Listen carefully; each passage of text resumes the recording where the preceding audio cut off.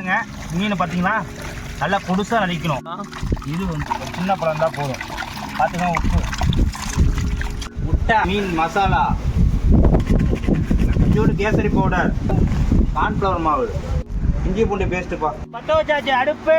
பார்த்துக்க சட்டு நல்லா காயட்டும் வெயிட் பண்ணலாம். காயட்டும். மசாலா தடவி வச்சுருக்கோம். இதெல்லாம் தலை பீஸு நல்லா ட்ரை ஆகட்டும். பார்த்துக்குங்க. பொரிஞ்சிடுச்சு. மீன் துண்டு பார்த்துக்க. ஒரு 2 மீனாக பொறுமையாக போட்டு எடுப்போம். மீன் வேற லெவலு. பொரிஞ்சிடுச்சு, எடுக்கிறோம். என்ன தலை